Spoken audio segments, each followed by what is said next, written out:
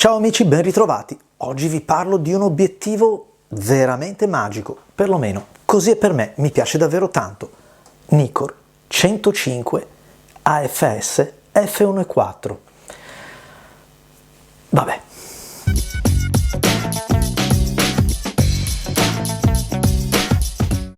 Il 105 mm è il medio tele. Già, è vero, perché anche l'85 mm è il medio tele, rientra soprattutto e a pieno diritto fra gli obiettivi dedicati al ritratto. Un ritratto che comunque nell'85 mm resta anche quello del mezzo busto o della figura, cioè è ancora molto perfetto dal punto di vista formale, della distorsione, molto più vicino al 70 piuttosto che al 100. Il 105 invece proietta nell'immagine già quel gusto un pochettino tele, quello che nel 135 mm viene incarnato appieno. E allora è un po' la via di mezzo per l'appunto fra il formalismo, quindi la correttezza dell'85 mm e quel tele che è marcatamente tele del 135. Tanto è vero che il 105 mm lo troviamo non solo declinato per il ritratto, ma anche per esempio per la macrofotografia. Pensiamo che Nikkor, dai primi 105 micro fino all'ultimo Z, ha cavalcato questa focale con un obiettivo d'eccellenza, proprio perché sembra che sia quella focale che riesce ad estrarre il succo della sua missione fotografica. Vale per il ritratto, ma dico poi, ma ve lo ricordate questo qua? Il 105 AIS 1.8? Ve ne ho parlato in un video. Beh, ora non ditemi che il passaggio da 1.8 a 1.4 imponga questo salto di dimensioni e peso. E la qualità? È davvero da mettere in discussione fra i due, ma non è questo l'oggetto del video, anche perché ho fatto un video dedicato proprio per metterli a confronto. Oggi parliamo di questo 105, un 105 che rappresenta davvero il ponte, rappresenta l'anello di congiunzione fra la vecchia scuola AIS, penso ad esempio all'85 AIS 1.4, evoluto poi nel AFS 1.4, approdato alla serie G nanocristalli che l'hanno già un pochettino storpiato. Beh, questo non è l'85 1.2Z, non è nemmeno la IS, è proprio a metà strada. Quando dico a metà strada intendo che il look di questo obiettivo è proprio una via di mezzo fra quello vintage, chiamiamolo così, quello classico, con una sfocatura generosissima, il fuoco soltanto al centro del fotogramma, e quello più moderno, come troviamo per esempio sugli ultimi Z superluminosi di Nikkor, e cioè una iperacutanza al centro, uno sfocato che degrada subito in maniera abbastanza brusca, però poi si mantiene abbastanza leggibile anche nel bordo del fotogramma, il che è un pregio per un obiettivo da riproduzione, se devo fare un tappeto, un'opera d'arte, oppure nel paesaggio. Forse nel ritratto qualcuno come me, sarà per una questione generazionale, è legato un pochettino ancora di più a quel tipo di look un po' più morbido. Mi sta bene al centro perché deve enfatizzare e staccare il soggetto dal piano, però poi alla fin fine la mia predilezione va verso quella scuola piuttosto che quella di oggi. Come vi ho detto, sarà forse un fatto generazionale. E allora lasciatemi intanto ringraziare Luca e Gabriele di RCE Foto Livorno, il più grande mercato fotografico di materiale usato che abbiamo in Italia, e materiale usato garantito, questa è la differenza. Questo è un obiettivo che mi hanno chiesto di testare proprio per anche indirizzare un pochettino chi è intenzionato all'acquisto, perché non dimentichiamo che stiamo parlando di un obiettivo importante anche nel prezzo, però secondo me li vale davvero tutti. Forse da nuovo un pensierino l'avrei fatto, col prezzo dell'usato onestamente i miei dubbi sono svaniti, anche perché l'ho messo alla prova con tanti e importanti colleghi, a partire per l'appunto dall'85 f1.2Z, anche se le focali sono leggermente diverse, col 105 Sigma Art f1.4, e lì è stata una bella battaglia. Però ve lo dico subito, il blasone Nikon viene fuori, questione di dettagli, poche cose che magari un occhio esperto vede subito, il vostro committente magari vede un pochettino meno, ma c'è. un po' di qualità in più in questo vetro c'è, anche se quell'altro sì, ma funziona e lavora benissimo. Ho fatto anche un termine di paragone con col 105 1.8, e già, il vecchio e il nuovo, e anche lì non sono mancate le sorprese, ma lo vedremo in un video a parte. A leggere i dati di targa di questo obiettivo non è che venga l'acquolina in bocca, perché comunque ci sono 14 elementi in 9 gruppi, quindi non proprio uno schema ottico agilissimo.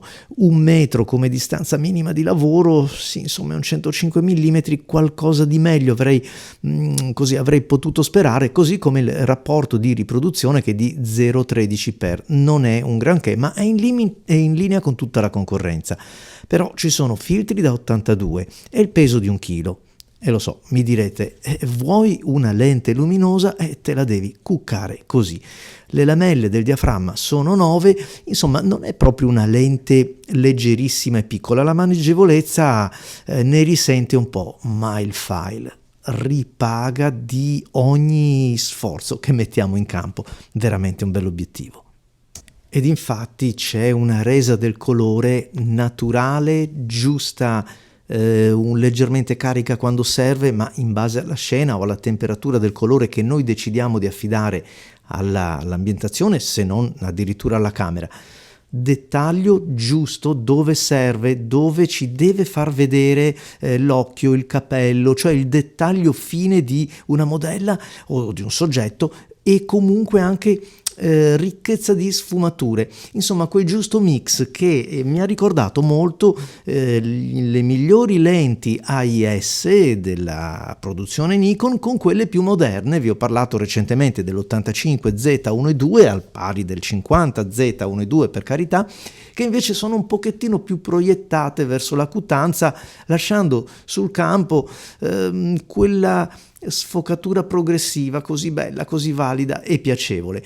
Risolvenza che in questo caso c'è, perché non è che manchi, è solo leggermente diversa, ma molto spendibile, come vedete, anche quando andiamo ad utilizzarlo per esempio nel paesaggio, o comunque con una luce naturale, una luce diurna come questa, che è decisamente più dura e mette più in difficoltà l'obiettivo. Non che lo metta in difficoltà, mi spiego meglio, non è nel suo ambito naturale, eppure guardate che razza di stacco nei colori, nella resa, nel dettaglio piccolo, nella capacità di andare a leggere anche nelle ombre. Insomma, questo è veramente un bell'obiettivo, uno di quelli riusciti. Il prezzo del resto, insomma, parla chiaro, però è anche vero che se vi piace la focale, se questo è il vostro mondo, un po' come il mio, perché il 105 mi piace tantissimo come lunghezza focale, beh, qui c'è davvero, guardate in questa immagine, la statua sarà posta a 5-6 metri di distanza, ma col diaframma leggermente aperto si nota lo stacco. Basta chiuderlo leggermente per invece riportare il fuoco e farlo correre anche alle spalle del soggetto. Quando parlo di un obiettivo che trovo particolarmente riuscito, lasciando perdere i test MTF, eccetera, gli obiettivi vanno provati, devono conquistare anche a pelle o col cuore, come vogliamo dire, ma di quello stiamo parlando. Un obiettivo fatto bene si presta tanto dal ritratto quanto all'architettura, allo street, come avete visto, ad un reportage, perché comunque mi porto a casa delle immagini che hanno un senso, che hanno un significato. Un 4556, un F4 continuo riescono insomma parzialmente a fare quello che invece un obiettivo di razza, lo so, torniamo sempre al discorso che comunque costano e pesano, riesce invece a fare. A me personalmente, che ho sempre inseguito la qualità sia per i miei lavori che per quelli a maggior ragione dei miei clienti, trovo che un obiettivo come questo possa veramente soddisfare entrambe le esigenze. Ho avuto modo anche di metterlo a confronto, perché li avevo lì tutti insieme per fortuna, Con l'85 mm Nikkor Z1.2, che è vero che non è un 105, ma insomma ci si avvicina un po', poi insomma il suo ambito è quello, e anche con il 105 Sigma Art F1.4, quindi lì non venitemi a parlare di pesi e ingombri. E se con il primo, con il Nikkor Z, diciamo c'è effettivamente una scuola di pensiero differente, con il Sigma il confronto è stato davvero più serrato, perché comunque c'è effettivamente un'analogia nel trattare il fuoco, anche se insomma ve ne parlerò in maniera più specifica in un confronto, in un testa a testa diretto, perché è davvero molto interessante. Due obiettivi splendidi peraltro, con una leggera preferenza che non vi svelo, ve ne parlerò nel video. Nell'affollata schiera di 105 mm che Nikkor ha prodotto nel tempo, non c'è ancora la versione Z. E già, abbiamo il 135 plena, l'85 1.2, ma non c'è un 105. Però va anche ricordato che in questa lunga tradizione di medio tele è compreso anche il 105 F2 DC, il defocus control. Chi se lo ricorda?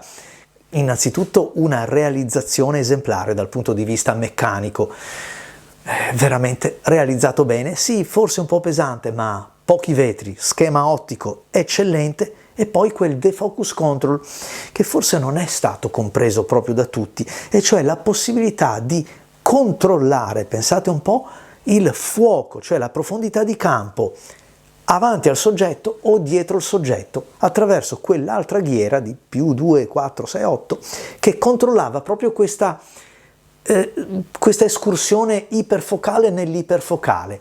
Davvero un obiettivo prelibato. Sapete che c'era anche il 135 F2 defocus control. Ma torniamo a questo, forse avrete già visto qualche immagine, colori belli, naturali. Questo mi aspetto da un obiettivo da ritratto.